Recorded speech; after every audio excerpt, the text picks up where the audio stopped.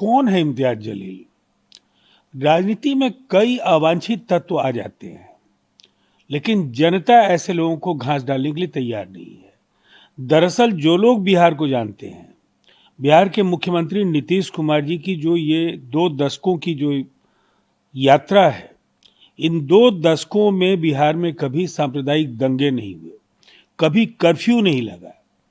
ये वो दौर है जब भागलपुर दंगे के आरोपियों को लालू यादव भी न्याय नहीं दिला पाए थे, आरोपियों के खिलाफ कार्रवाई नहीं कर पाए थे।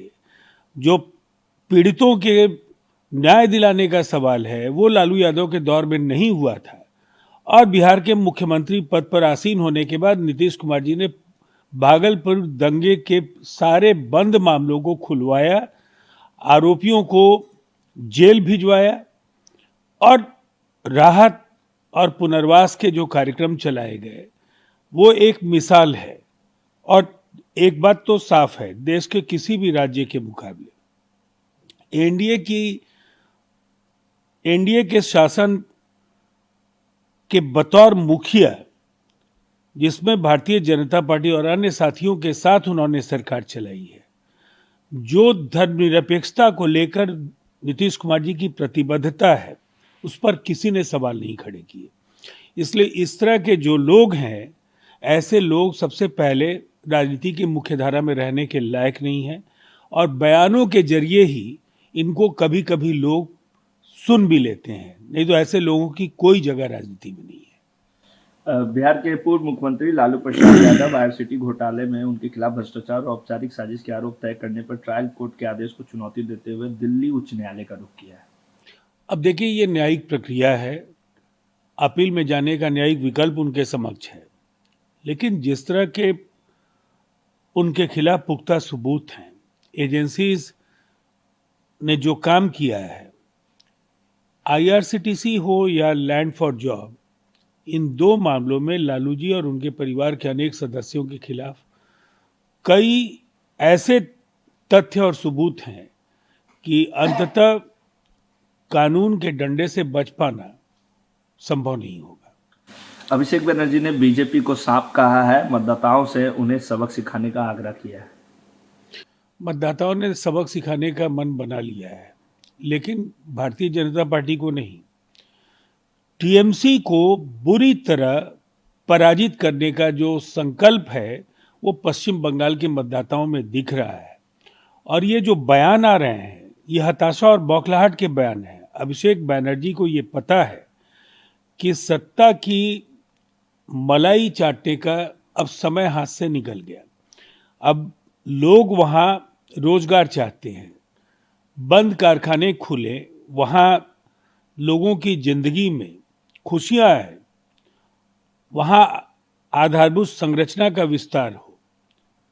तो निसंदेह ये तभी संभव है जब बिहार जैसे पश्चिम बंगाल में भी एनडीए की सरकार बने, और डबल इंजन की सरकार से ही पश्चिम बंगाल का विकास संभव है। तेलंगाना के सीएम रेवंत कोई तेलंगाना और उसके किसानों के प्रति हमारी प्रतिबद्धता पर सवाल उठाता है तो हम उनका खाल उधेड़ देंगे और साथ साथ जीभ भी काट देंगे। देखिए, सवाल तो उठेंगे।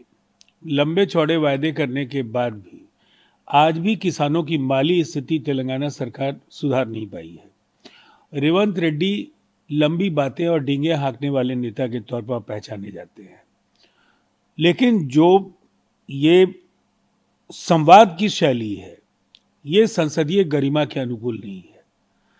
आप अपने दावे अच्छे शब्दों के जरिए भी कह सकते हैं, ये जुबान काट लेना, हाथ काट लेना, गला काट लेना, ये जो मध्ययुगीन जो बर्बर जो तौर तरीके हैं संवाद के, अब जनता इसको कबूल नहीं करती है। कोलकाता नाइट राइडर्स ने बांग्लादेश के तेज गेंदबाज मुस्तफिजुर रहमान को आईपीएल 2026 से पहले रिलीज कर दिया। लगातार ये मांग उठ रही थी, उसके बाद से देखिए, ये एक प्रतीकात्मक निर्णय है और निसंदेह स्वागत योग्य निर्णय है।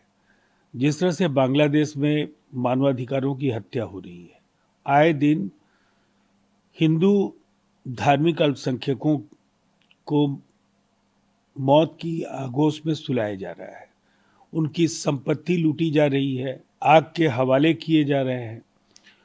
दूसरी तरफ मंदिरों और पूजा स्थलों को भी बख्शा नहीं जा रहा है। हालात बेहद चिंताजनक हैं और ऐसे में उनके साथ या उनके किसी खिलाड़ी का भारतीय सरजमी पर खेलना, ये कहीं ना कहीं यहाँ खेल प्रेमियों को मंजूर नहीं था। उनकी भावनाओं को क्रिकेट कंट्रोल बोर्ड ने स्वीकार किया है। लेकिन अब बांग्लादेश क्रिकेट बोर्ड भी इंडिया के साथ T20 मैच ना खेलने को लेकर आईसीसी से आग्रह किया।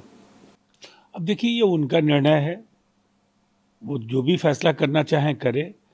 बजाय भारत के फैसले का विरोध करने के, अपने हालात को सुधारने के लिए उन्हें कोशिशें करनी चाहिए।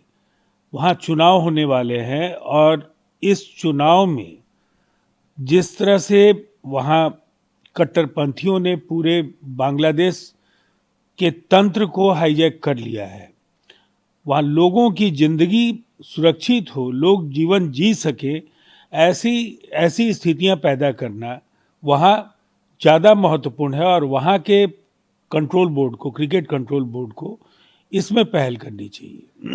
उन्होंने इस पर भी कहा है कि खिलाड़ियों के साथ ऐसा भेदभाव नहीं करना चाहिए। अगर कोई एक्शन हो रहा है तो केंद्र सरकार बांग्लादेश सरकार पे बात करे, उनसे चीज़ों को सही करने की बात करे, लेकिन खिलाड़ियों के साथ भेदभाव सही नहीं है। देखिए, उन्होंने अपनी राय रखी है, लेकिन लोगों की भावनाएं अभी आहत हैं। बांग्लादेश हमारा पड़ोसी देश है। इस देश का उदय अंतर्राष्ट्रीय मानचित्र पर हमारी कोशिशों के कारण हो पाया। हमारी सेना के शौर्य और पराक्रम की वजह से आज बांग्लादेश का वजूद कायम है। और वहाँ जिस तरह से हिंदुओं ने मुसलमानों के साथ मिलकर मुक्ति वाहिनी के संघर्ष के जरिए बांग्लादेश को अस्तित्व में लाने का काम किया, आज वहाँ हिंदू गहरी असुरक्षा के वातावरण में जी रहे हैं।